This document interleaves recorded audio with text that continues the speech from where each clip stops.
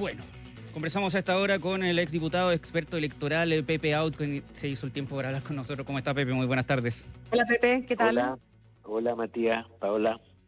Oiga, aquí más o menos preocupado y con algo de dudas respecto a qué va a pasar en torno a la multa que se aplica por no ir a votar en un régimen que establece la Constitución, que es con voto obligatorio, ¿no? El día de ayer nos enterábamos que la Cámara de Diputados, por falta de quórum, finalmente no aprueba que exista multa para las elecciones que vienen, lo cual significa que está establecido en la Constitución que hay voto obligatorio, pero en la práctica la única reprimenda por no ir a votar, si es que esto se termina despachando de esta forma, sería más o menos moral o ética, ¿no? Pero no existiría ningún castigo por parte del sistema al no cumplir con el deber ciudadano. No sé cómo lee usted la lógica de que un proyecto se haya despachado con letra tan muerta como este. Bueno, aquí ha operado la calculadora electoral, porque hay un comportamiento muy diferenciado del elector habitual, el que participaba en todas las elecciones anteriores, y los electores que se han sumado gracias a la obligatoriedad del voto. Creo, sin embargo, que están haciendo un mal cálculo porque simultáneamente con la obligatoriedad, en estos años, después del estallido en adelante, ha ocurrido un fenómeno de repolitización de la sociedad. Y hay una proporción mucho más alta en todas las encuestas de personas que declaran que van a ir a votar, en independencia de si existe o no existe multa. Por supuesto, habrá menos nulos y blancos, porque la gente que va forzada, tiende a votar blanco o votar nulo, particularmente en las elecciones parlamentarias, que son más complejas que las elecciones presidenciales. Claro. Sobre todo que la segunda vuelta, cuando hay solo dos opciones, o los plebiscitos. Tú viste cómo fue más o menos la misma gente a votar en las municipales que en los plebiscitos. Sin embargo, la diferencia es que en las municipales había muchos más nulos y blancos que en los plebiscitos, porque requería mucha más información. Pero digo que calculan mal, porque de todas maneras, aun cuando no enmendara esto el Senado, yo confío en que lo hará, y luego volverá a la Cámara y razonablemente tendrá el establecimiento de una multa. ¿Sabes por qué? Porque si no, incurrirían en notable abandono de deberes. Porque nosotros hicimos el Congreso hizo una reforma constitucional, aprobada por amplísima mayoría, como todas las reformas constitucionales que requieren alto quórum. Y esa reforma dice expresamente que el voto es obligatorio y que una ley orgánica definirá las multas y quienes están exentos de ellas. Y por lo tanto hay un mandato de la Constitución.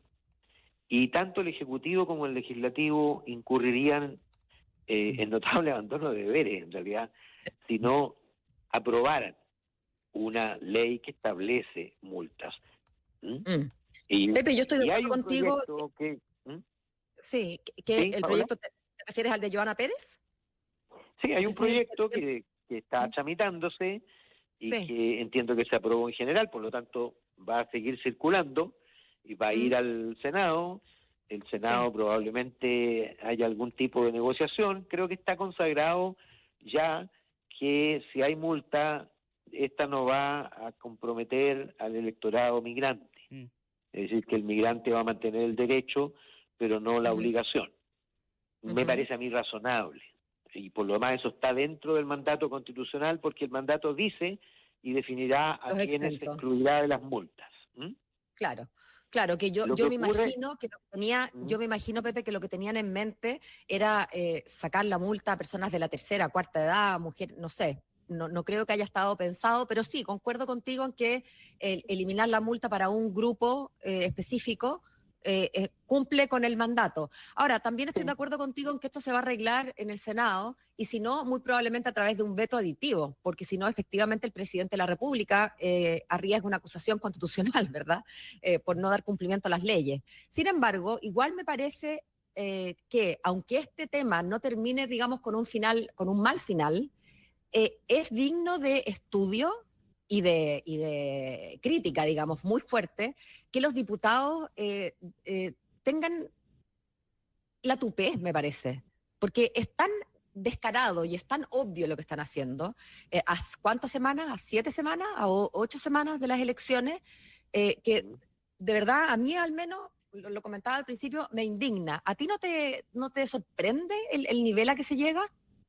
Bueno, yo he expresado mi indignación en artículos, minutos de confianza en terceros, en fin, en distintas circunstancias, porque a mí me parece que son principios de gelatina aquellos que llevan a modificar tu enfoque respecto de las cosas por el mero cálculo electoral. Y ahí comprometo también no solo a los diputados, en verdad, particularmente del oficialismo, sino también al propio Ejecutivo. Porque el Ejecutivo... ¿Al ministro Álvaro Elizalde? Por supuesto, y no quiero personalizar, porque en realidad los ministros no actúan solos, ni por mandato propio. Hay un gobierno que pretendió condicionar el establecimiento de multas a la exclusión de la población migrante del derecho a voto en las parlamentarias y presidenciales. Y todo esto... Lo que tú llamaste la ley antivenezolano. Absolutamente. Y todo esto en la víspera de una elección. Es perfectamente legítimo y discutible cuáles son las condiciones que debieran definirse para que participen los extranjeros en la elección del presidente. Cierto, son pocos los países que tenemos el derecho a participar en todas las elecciones como Chile. Lo tiene también Uruguay, pero Uruguay incluso exige 10 años de permanencia en el país, y eso podría ser perfectamente legítimo, pero no en la víspera de una elección. Lo pretendieron incluso cuando ya estaba en desarrollo el establecimiento del padrón. El padrón hoy día está siendo auditado y tú ya no puedes sacar a nadie del padrón, y por lo tanto fracasó. Si tuvieron la idea de excluir a los 880.000 extranjeros con derecho a voto de esta elección que viene, ya no lo lograron. O sea, va a ocurrir. Ahora, el gobierno lo que quiere, entiendo, es establecer exigencias mayores de permanencia en el país para las elecciones siguientes.